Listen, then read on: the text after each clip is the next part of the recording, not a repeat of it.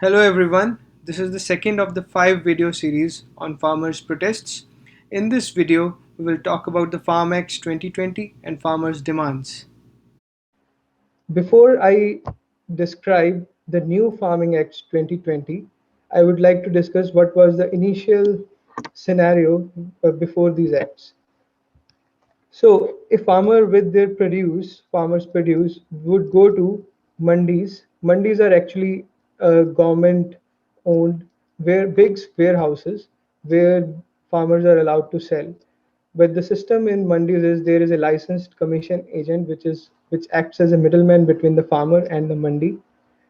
They actually set the deal and uh, takes a tax cut and then sends the rest of the money to the farmer. This is how the conventional system worked. But now the new Farming Act, which is Farmers Produce Trade and Commerce Act 2020, what it is giving us, it is adding on to some new players, which is private buyers and individual players.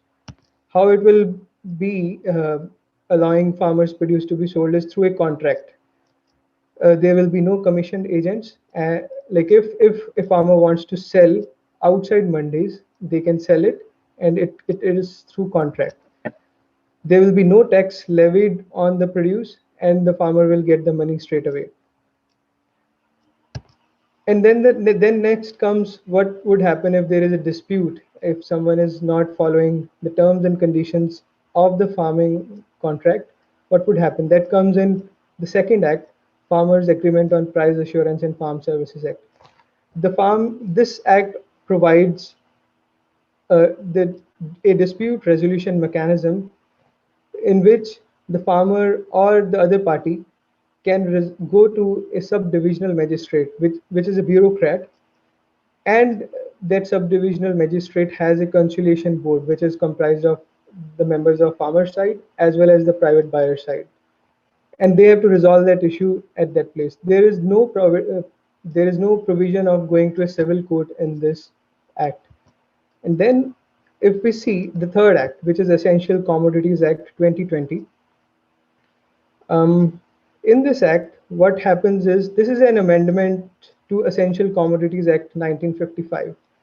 Earlier, there were actually restrictions on some essential commodities, which were 23 in number, and these restrictions were imposed on those commodities, agricultural commodities, so that fair prices can be ensured to consumers, so that there is no hoarding or illegal activities like that. The current act relaxes those conditions and also also reduces the essential commodities list. So uh, what would happen here is like private buyers are allowed to hold the food stock or farmers produce in large quantities. So this is all in all a fact-based. What are the main provisions of Farm Acts 2020? Now, in the next, uh, uh, here we will be discussing what are farmers' demands due to these protests. So the first segment is demands related to Farm Acts 2020. The first one is repeal all these three new formulas, make minimum support price and state procurement of crops illegal, right? So I would like to clarify here minimum support price.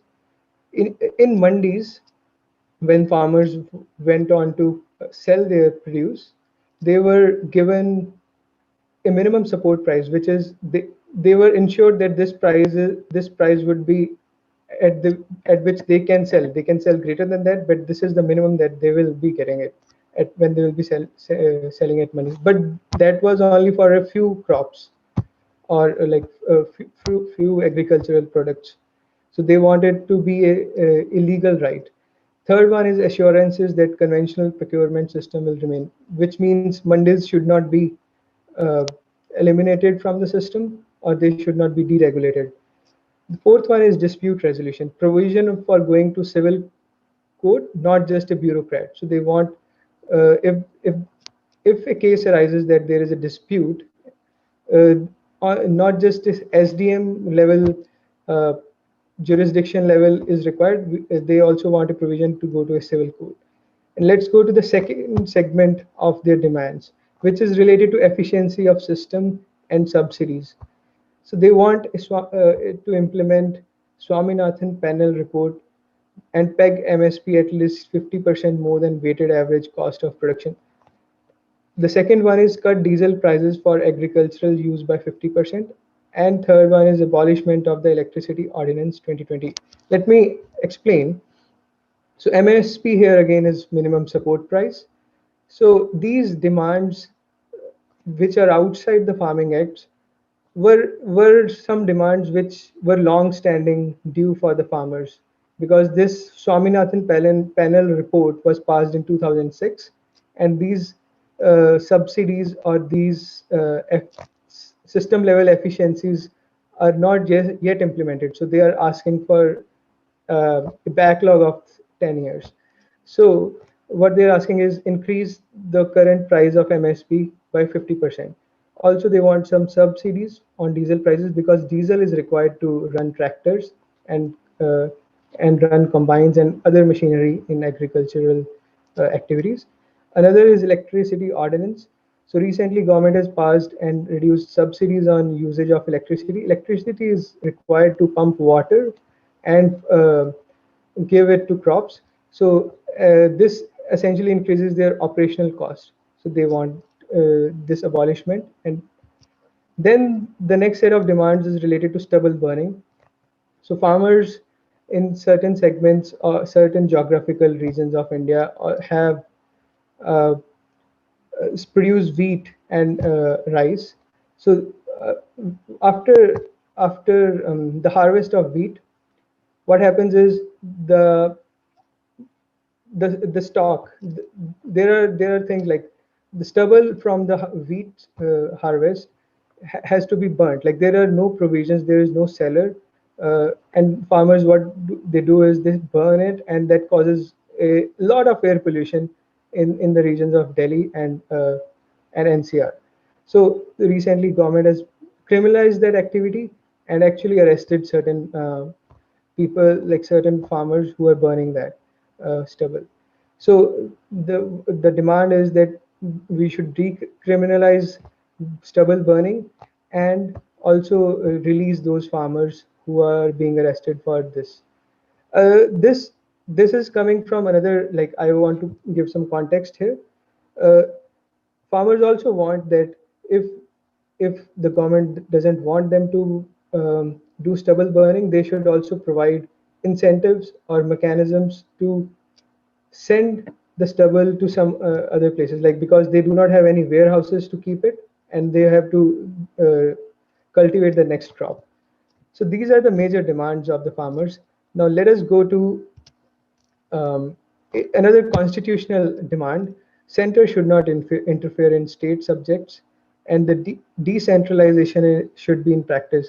So Indian government structure is federal, partly federal and partly state. So in that regard, uh, farming or agriculture is a state subject. It's not a center subject.